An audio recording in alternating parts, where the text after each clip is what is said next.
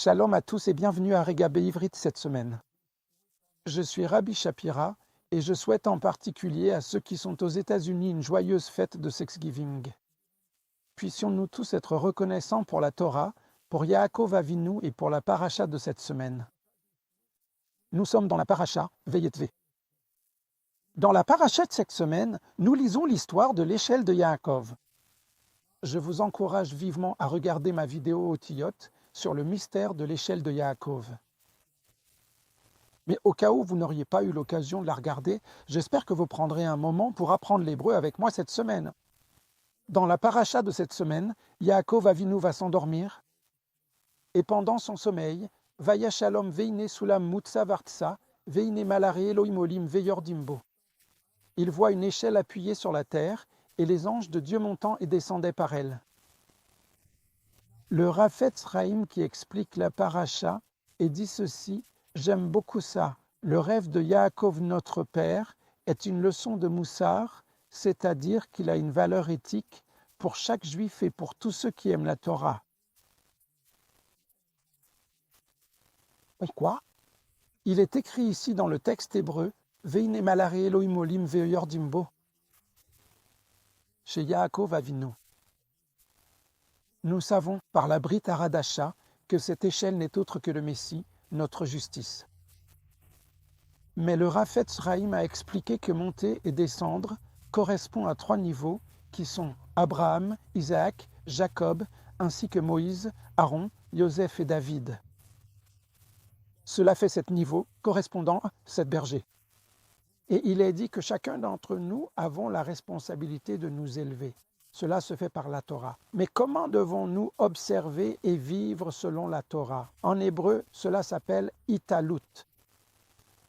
Votre appel et votre vocation dans les derniers jours correspond à ce mot, Italut. Italut signifie s'élever à la hauteur de la situation. Élevez-vous, montez plus haut. L'essence de la Torah n'est pas la perfection, ni d'arriver au 7e niveau, mais plutôt de passer par un processus de Italut.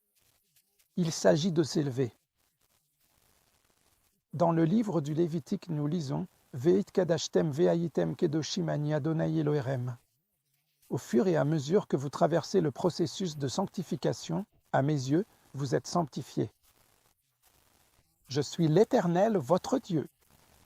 Mes amis, c'est notre appel et notre vocation pendant ces jours qui sont les derniers.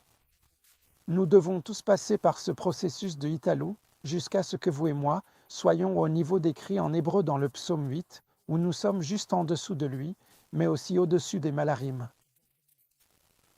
Lorsque vous traversez ce processus de Italo, c'est-à-dire que vous vous élevez peu à peu au-dessus de vos circonstances, et que vous continuez à vous élever, vous devenez encore plus grand que les Malarim en ces derniers jours. Quel appel émouvant, touchant, impressionnant est le nôtre aujourd'hui. Le Rafetz Chaim dit que Dieu nous préserve d'aller dans le sens inverse du Italou. L'inverse, c'est la Yerida. Le mot hébreu, Italou, vient du mot Aliyah, qui signifie monter. L'inverse, c'est la Yerida. Il n'y a rien entre les deux. Si aujourd'hui vous constatez que vous faites du surplace, cela signifie que vous êtes en train de descendre. Celui qui aime Hachem, aime le Messie et aime la Torah, n'a qu'un seul mode, c'est la Italou. Comme il est dit dans le Cantique des Cantiques, mon bien-aimé bondit sur les collines. Alors aujourd'hui, nous devons nous rappeler l'appel des fils de Jacob. Italou, monte plus haut.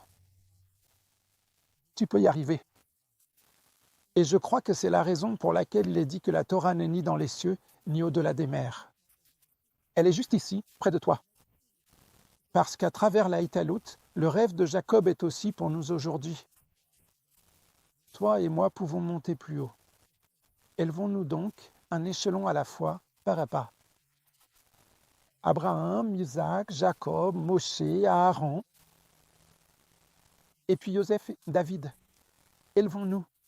C'était le Rega Be'Ivri de cette semaine.